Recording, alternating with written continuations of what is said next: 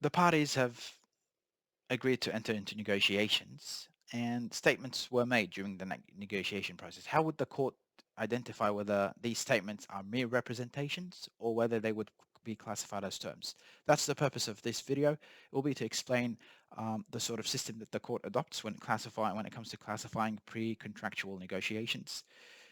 Now, the things that we will be covering in this video, I'll be explaining the objective test that's used by the court to determine whether a statement that was made during the negotiation process, whether that would constitute a term of the contract. And we'll be looking at the main considerations that the court focuses on when classifying statements. So first off with the objective test. The objective test basically relies on the court asking this question that you see in front of you. So would a reasonable person consider that the parties intended the statement to be a term? And if the answer is yes, then the statement that is made is not a mere representation, but is in fact a term of the contract. What's the difference? Well, remember, a term, if it's breached, then the innocent party would be entitled to claim damages. If it's just a representation, then the innocent party wouldn't be able to claim for damages. Now, the considerations, as I said, there's 4 considerations that the court would look at when it comes to classifying statements that are made in the negotiation process. The first consideration is the timing of the statement. Generally speaking, the longer the time span between the making of the statement and the formation of the contract, the less likely that the statement would be found as a term by the court. And an authority case over here is highlighted for you. The second consideration that the court looks at is the form of the statement. So if it's in written form, it's easier to classify that statement as a term rather than a representation. Remember when we talked about the parole evidence rule, if anything is stated orally, then it will be really hard for the court to classify that as a term. And the parole evidence rule basically says that in a written agreement, anything outside that written agreement can't be used as evidence. The third consideration that the court would consider is the importance of the statement. And it does that by looking at the receiver of that statement. So the recipient of that statement, did that receiver make it clear to the maker of the statement that they relied upon the statement that they made in order to enter the contract? And if the answer is yes, then the statement would be classified as an important statement and hence a term. And then finally, it would look at the specialist knowledge of one of the parties. So if one party had a specialist knowledge over the other, then it's very likely that the statement, especially if it's made by the person with that specialist knowledge, the statement would be considered as a term. So the maker of the statement has specialized knowledge, and thus the statement he makes would be considered as a term.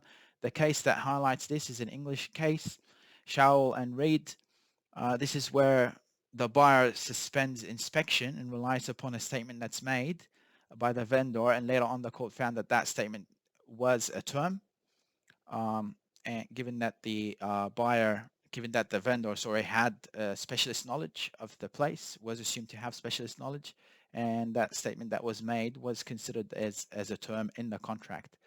And any breach of that would entitle the innocent party to damages. Now, an important thing that arises when we look at negotiations, so pre-contractual negotiations, this issue of collateral contract. And a collateral contract is basically a contract that forms alongside your main contract. And a lot of parties go into disputes as to whether a collateral contract exists or not, because if it does exist, then it entitles the innocent party to claim damages. How does a collateral contract come into existence? As I said, it's a byproduct of negotiations. It is due to statements that are made during the negotiation process, and it runs alongside the principal contract. That is the main contract.